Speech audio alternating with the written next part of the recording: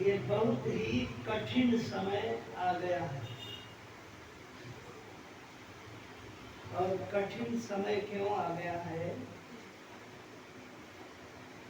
कि भगवान कल्कि का प्रादुर्भाव कुछ ही वर्षों में हो सकता है, उनका प्राकट्य हो जाए। हमारे पुराणों के अनुसार जो अवधि लिखी है 4,32,000 वर्ष की, करीब की आयु लिखी है 4,32,000 वर्ष की। तो यह आयु अपने धर्म ग्रंथों में ये प्रमाण है कि जब मकर संक्रांति आती है, सूर्य ग्रहण आता है और सोमवती अमावस्या आती है, तब कलयुग की हजार वर्ष आयु विनष्ट हो जाती है। एक प्रमाण तो यह है।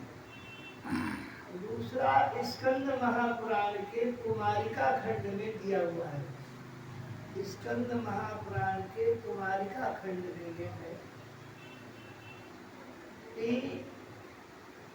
कल्प का प्रथम सतयुग और कल्प का अंतिम सतयुग और ये 28वां कलयुग जो चल रहा है, ये 5,000 वर्ष के लगभग ही रहता है। ध्यान से सुनिएगा, ये 5,000 वर्ष ही रहता है। कल्प का अंतिम सतयुग, कल्प का प्रथम सतयुग और 28वां जो कलयुग है, स्कंद महापुराण में तो यहाँ तक दिया है कि यह एक अपवाद है।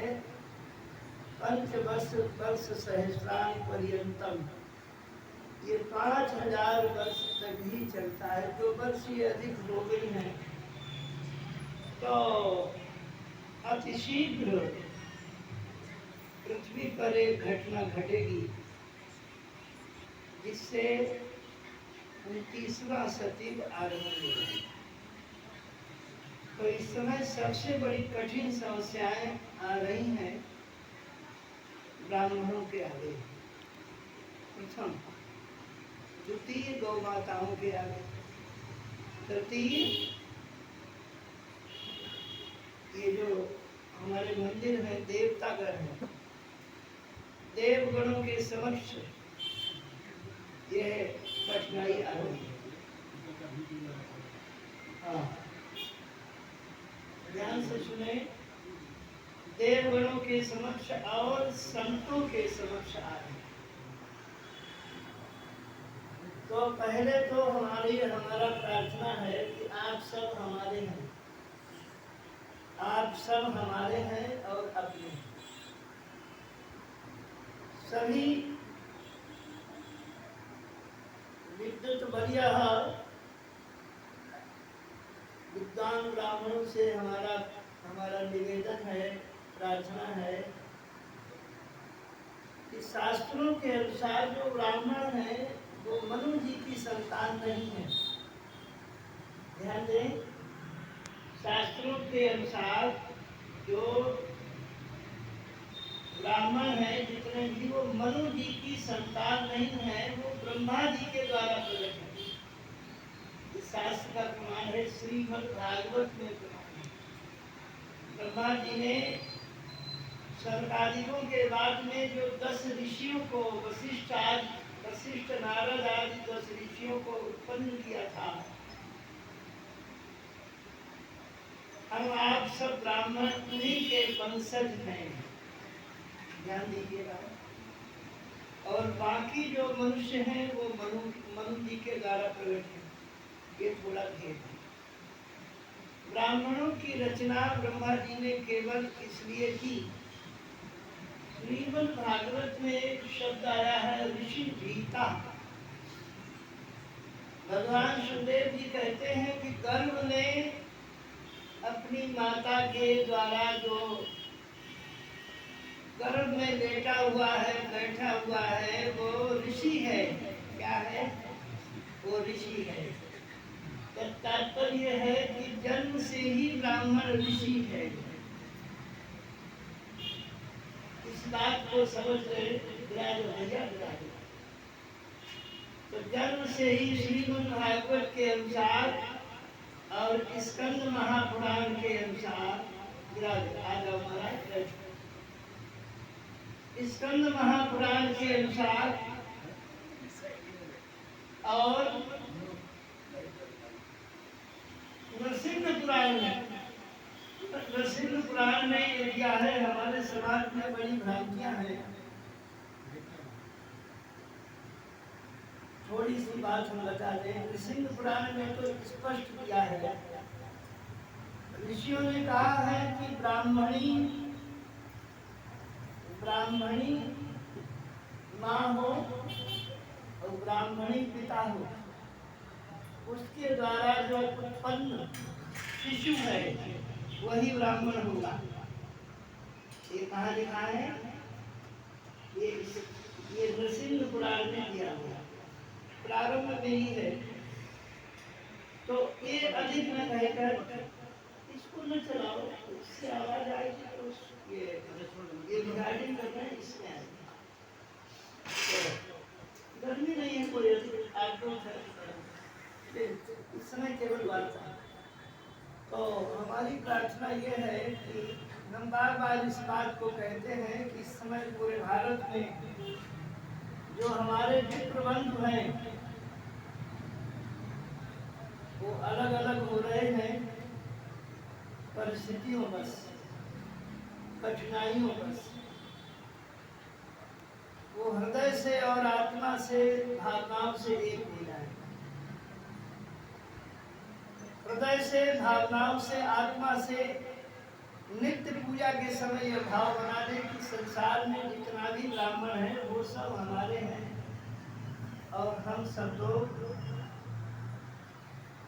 ब्रह्मा जी के द्वारा जो 10 ऋषि उत्पन्न हुए थे उन्हीं के हम सब लोग बन सकते हैं।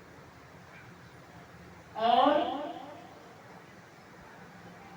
ब्राह्मणों की रचना परम पूज्य श्री ब्रह्मा जी ने इसलिए की थी कि जो सनातन धर्म है, आजकल सनातन धर्म के लिए लोगों ने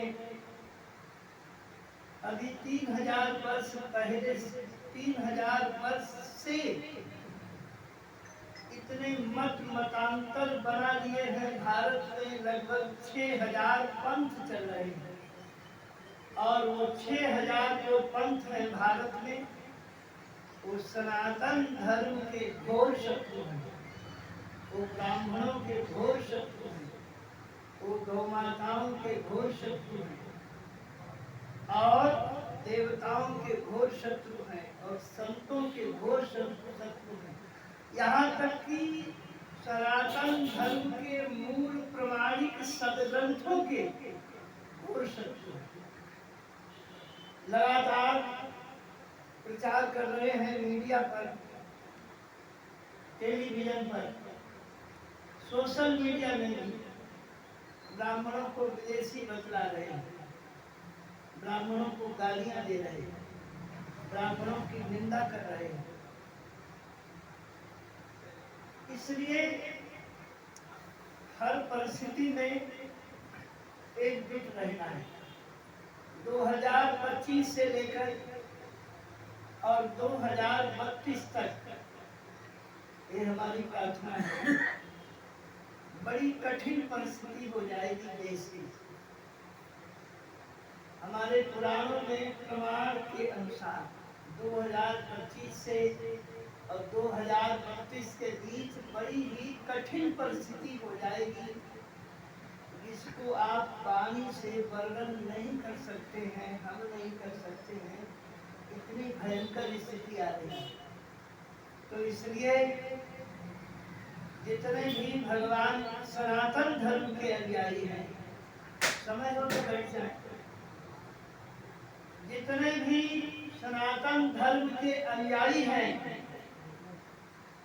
जो कट्टरतापूर्ण सनातन धर्म को किसी भी स्थिति में, ये हमारी प्रार्थना है कि जो भी भगवान के भक्त हैं, चाहे वो किसी भी वर्ण के हों, किसी भी जाति के हों, लेकिन यदि वो सनातन धर्म के प्रति समर्पित हैं, तो किसी भी परिस्थिति में सनातन धर्म से